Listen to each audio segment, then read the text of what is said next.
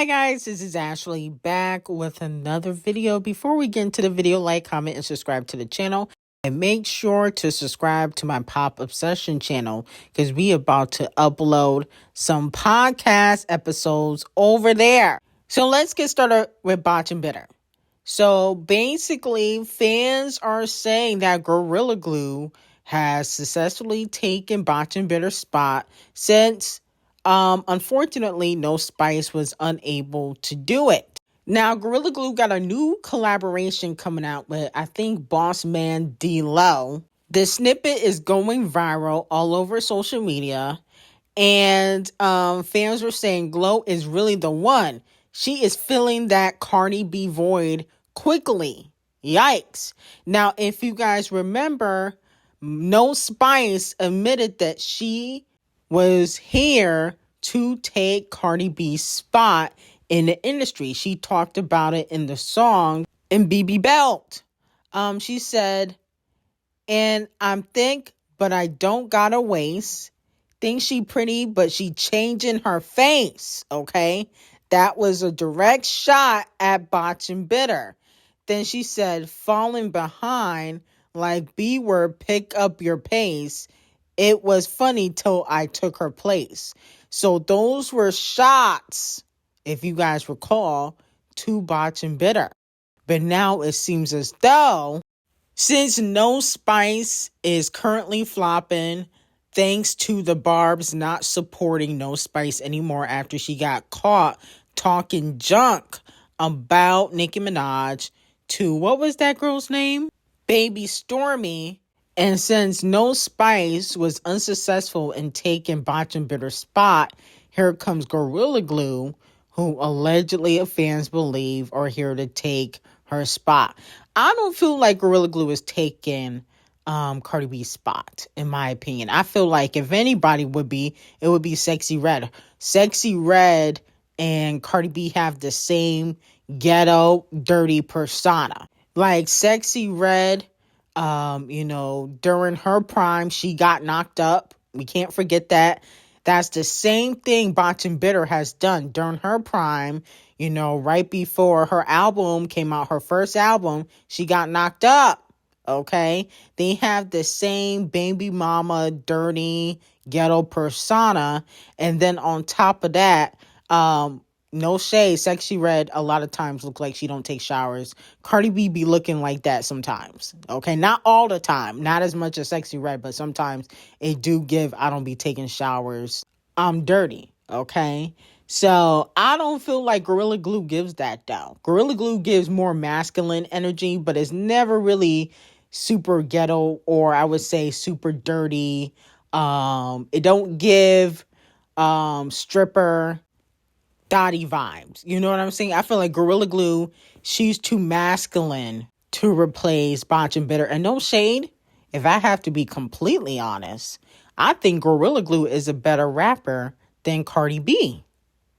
Ew, yes. I feel like that. Low key, I feel like Gorilla Glue is a better rapper than Cardi B. Sexy Red, to me, she's not a better rapper than Cardi B. They both in the same boat rapping rhymes. I think Sexy Red probably writes her lyrics. Cardi B don't. But they both in the same boat rapping wise. So let me know, who do you think is going to replace Cardi B? Sexy Red or Gorilla Glue, since No Spice couldn't finish the job. Now, moving on to Doja Cat, okay? Now, allegedly, Doja Cat will be dropping music the first quarter in 2025. Are y'all ready? Okay? She's about to take over. Okay? I feel it. And then on top of that, after she drops her next album, get ready for another tour. Okay? And if y'all haven't seen Doja Cat live on tour, you're missing out. Because Doja Cat, I saw Doja Cat and Doja Cat killed it. Okay? I can't say the same for No Spice, no shade. But Doja Cat, she killed it. The only thing with Doja Cat, I want Doja Cat to look beautiful this era. Okay? I don't want her to look crusted, busted, bald. I don't want the bald head, scallywag look. Okay? I want her to look fire this era. okay, like a bad bee that she is. I don't want her to look weird and obnoxious. No shade. Now, moving on from that, fans are saying on social media that Pink Friday 2 has led to Nicki Minaj's downfall lyrically as an artist. Okay, that's the debate that's going on social media. Let me know if you agree or disagree with this statement. I absolutely disagree. I love Pink Friday 2. I don't know what the complaint is about. I think that people are upset that Nicki Minaj didn't put out music videos. I think that's where the disappointment really lies. Because I'm still listening to Pink Friday 2. I was just listening to R&B and Barbie Dangerous. And what's my other song? Let Me Calm Down and Pink Birthday. I love Pink Friday 2. I don't know what is the complaint about that album. Like, people act like that album is pure trash. Clearly, y'all didn't clean out your ears. Okay? Y'all need to go outside and touch some motherfucking grass. It really ain't that deep. Now, I can understand people being upset that you didn't put out music videos, especially for FTCU and everybody, because those were bops. Those definitely deserved music videos. The marketing for the album wasn't all the way there. Okay, so I do agree with that. I feel like Republic didn't really do a great job at pushing the album. Okay, and I also think fans feel like Nicki Minaj uses too much AI when it came to, like, I guess, the promotion for Pink Friday 2, especially when it came to Gag City. But the Barbs kind of started that. You know, the Barbs started the Gag City movement and, you know, the AI thing.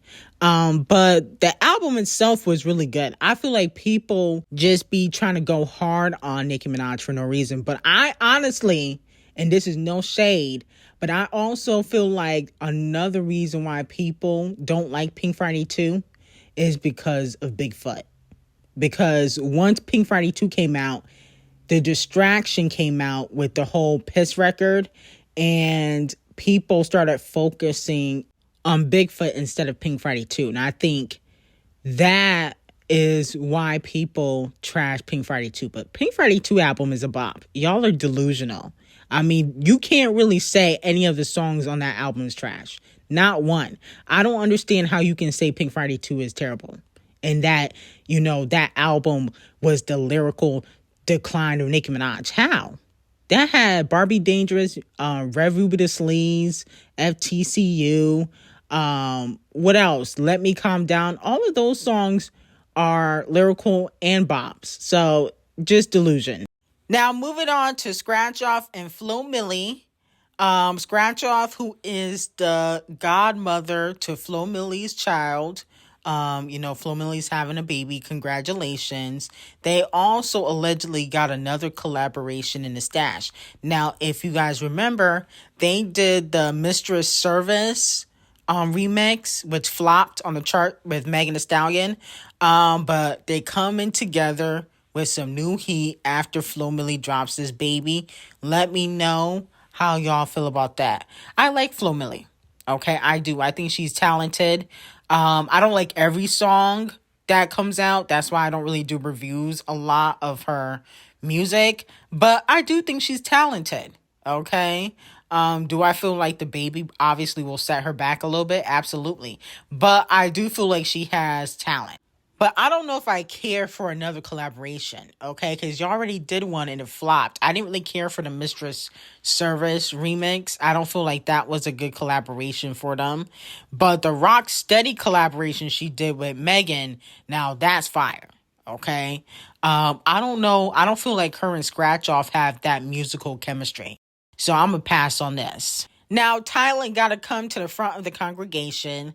It has been discussed on social media that Tyla, whom they are calling that colored girl, took Queen B's baby boy's aesthetic and made it her whole entire image. Okay, so a lot of fans are calling out Tyla for copying Queen B, the baby boy aesthetic, her crazy in love aesthetic, that Queen B did like 20 years ago. Let me know if you guys agree or disagree. I absolutely feel like Tyla takes from Rihanna and Queen B. We talked about that. You can see it in the Push to Start music video that she's copying Queen B. It's very evident. I think her team is purposely doing that so she'll stay in a conversation of a Rihanna and Queen B and take some of their fans. That's what they do with Doja Cat and Nicki Minaj, Bonch and Bitter and Nicki Minaj. They always do that. They're doing that with Tate, Murray, and Britney. A lot of these younger stars or a younger generation of artists, they take from the icons because they're trying to take their fan base. And that's what Tyla is doing. Tyla knows that some of the Beehive are gullible and they are going to start, promoting and talking about Tyla if they see her paying homage to Queen B, especially since Queen B don't put out music videos and Tyla does. They might gravitate towards Tyla more because Rihanna's out of music. She's not doing music anymore. And Queen B is not putting out music videos. She don't interact with the fans. So there's a fan base that is craving for a new girl that has similarities to the greats. Okay? So this is all a ploy. I'm not falling for it though. I love Tyla, but you can never replace Queen B. You can't even replace Riri if you're being completely honest. Okay? Maybe when you get into your good girl gone bad era, I'll start to pay attention a little bit more. That's when I really got into Rihanna, when she had her good girl gone bad era. I really don't care for this nice girl act. I don't care for it. When you get into your good girl gone bad era, your demonic Disturbia era, I'll tune in for that. That's when the people will pay attention. I don't really care about this era. So, with that being said though, I do feel like Tyla's team is doing a good job at getting some of Queen B and Rihanna's fans. And oh my goodness, did you see Tyla for GQ magazine? Oh my goodness, she is in her Rihanna era. This is Rihanna coded. This is Riri coded. She better dressed than Rihanna. Rihanna dressing lately has been trash. Okay, Rihanna, I don't know. She fell off fashion-wise. I hate to say it. But Tyla coming for that fashion spot. This eats from the hair to the makeup to the outfit. This is Rihanna coded. This is what Rihanna used to give. Okay, this is not what Rihanna's giving now. Okay, this is what Rihanna used to give. Y'all can say, oh, she had kids. She's a billionaire. She don't care. Well, she don't care if you ain't shit and get off the pot. Okay? You not doing it right, somebody else will. So at the end of the day, Tyla has taken that spot. Okay? I think it's working. This is Rihanna coded. This is giving what Rihanna could have give. Okay? But she's not giving it no more. Okay? And I love Rihanna. Rihanna's still an icon, but the fashions have fell apart, sadly. It don't give ever no more.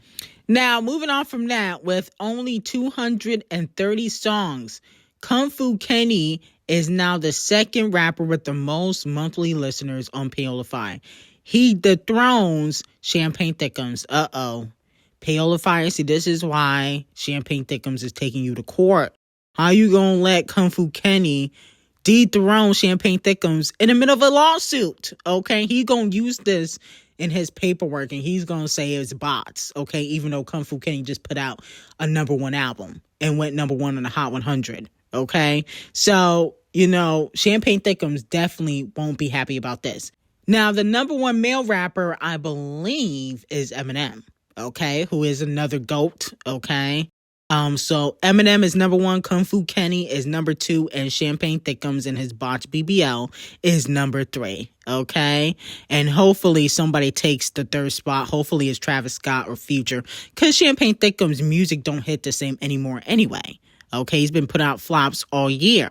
Now, moving on from that, 3 songs from Kung Fu Kenny's GNX have sold over 500,000 units each in the U.S. in just 2 weeks. Squabble Up, we already talked about that. TV Off, which is my favorite song, and so has Luther featuring SZA. Okay, I cannot wait to see SZA and Kung Fu Kenny perform Luther live. That's gonna be lit. Okay, that is going to be lit. So let me know how y'all feel about that. Now, Bonch and Bitter's lapdog, The Ugly Science Experiment, posted some text messages between Swift not in demand and Bonch Bitter. Okay? So the first text reads, wow, so just found out Shaft stole $2 million from me. I was wondering what the F is going on. And Bonch Bitter responded and said he stole $11 million from me. Welcome to the club. Swift said, shaking my effing head, son, the way I'm feeling. And Bonch Bitter responded and said, remember the last time I paid you for the mixtape? Yeah, well, that is the last time I got paid for the mixtape. Then Swift said, he don't even know. I'm not feeling this. He gonna get it. I'm not playing with this N-word. He gonna see. Swift, not in demand, also said, how's it going? Wanted to ask, could we do a letter of direction just so I can get paid from the sound exchange? Same procedure I was asking about last time. It's literally just a letter stating I was the producer from your old projects so I can claim that side of bread I couldn't claim. You can ask your attorney about it. It'll really help because Shaft on Demon Time, he won't do it. IDK, why either? Ish mad corny, this nigga. Literally all I need is your lawyer to talk to mine. You can look it up. It ain't no funny ish. It's a letter of direction from Sound Exchange. And Bonch Bitter responded and said, okay, I got you. And he gave her the attorney's information. So those text messages were from 2022. In 2021, he texted Bonch Bitter and said, hey, listen, I want to collect my Sound Exchange royalties, but they said I need your permission. So can you get my producer side of funds? Is there a way we can get this done? That would help big time. It really just your cosign. Just say that I was the producer on the songs. So basically, he's asking the same thing he asked multiple times already. She said, yes, do you have a lawyer or someone, lawyer number that my lawyer can reach out to? And he gives her the information. So he's just repeating the stuff he's been saying to her in the text messages about Shaft owing him money. But here's the thing. It looks like Bonch Bitter didn't do what she was going to do because he's asking it multiple times. I believe he still should sue Bonch Bitter because Bonch Bitter clearly hasn't given him the information. In these text messages from 2021 to 2022, he's asking if she can just give a letter stating that he was the producer for her mixtapes. It looks like she hasn't done that because if she had did, he would have his money. He asked her that twice, multiple years. So I think he needs to sue Bonch Bitter. Bonch Bitter got a coin. She been bragging about all the Birkins she got. Oh, how she make $3 million a year, paying for star criminals' lawyer fees. She needed to cough up a coin. All them face surgeries that she had to pay for, she needed to cough up a coin, and she needed to give Shaft his money. I think he needs to sue her expeditiously. In my opinion, I feel like she kind of threw herself under the bus with these text messages. It basically proves that she owes him money. Okay, because he's asking for a letter of direction from her attorney, and she hasn't given him that.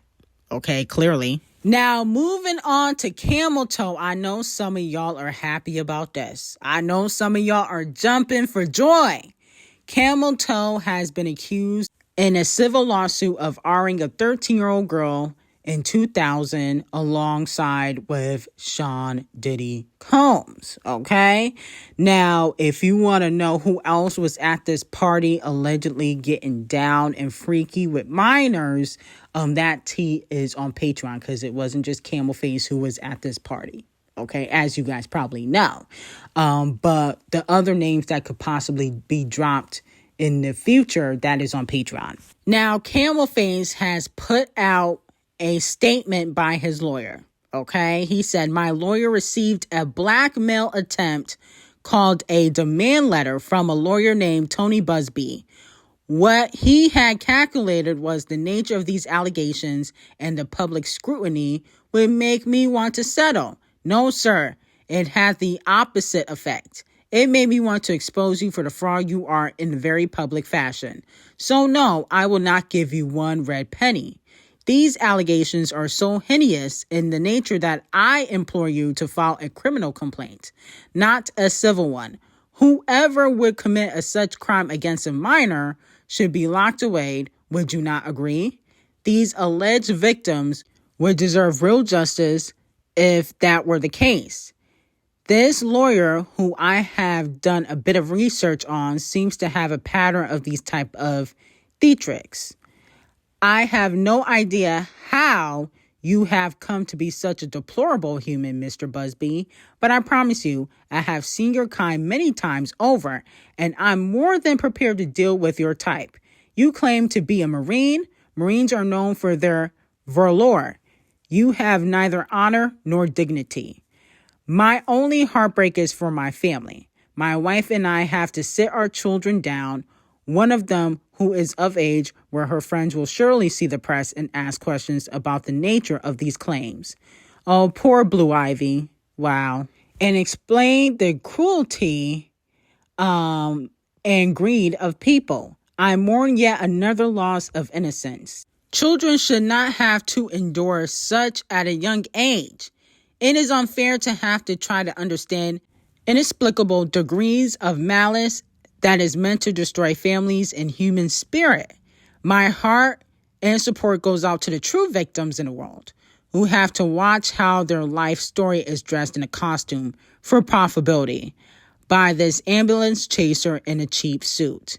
You have made a terrible error in judgment thinking that all celebrities are the same. I'm not from your world. I'm a young man who made it out the project of Brooklyn. We don't play these type of games. We have very strict codes and honor. We protect children. You see to exploit people for personal gain. Only your network of conspiracy theorists, fake psychics who believe in idiotic claims levied against me that, if not for the seriousness surrounding harm to kids, would be laughable. I look forward to showing you how different I am, okay? So Camel Toe is not backing down, okay? Now, all I have to say about this is that Queen Bee, this is your chance to get out, okay? And I'm going to tell you why. Because where there's smoke, sometimes there's fire. And even though, they might not get them with this case, there's going to be others, okay? And so I don't think Queen Bee deserves to go through this because, Camel Face wasn't loyal to you. So why should you be loyal to him and stick around when the going gets tough? And he has alleged other children outside of your marriage. That tea's on Patreon. So I'm not going to talk about that here. But I just feel like Queen Bee should divorce Camel Face, get with a white executive, a white billionaire that is not going to publicly embarrass her. And, for the sake of her career and Blue Ivy's, Blue Ivy has the Mufasa movie coming out. She doesn't need this type of press. So I think you need to get out now while the oven is hot, while the block is hot. You need to get out because at the end of the day, they may not get him with this case, but there could be future cases. And here's my thing. He was never loyal to you. Okay, he benefited from being around you, but he has never really been super loyal to you. And I think you gotta move, with class and strategy. Okay, you need to divorce him, go on Good Morning America.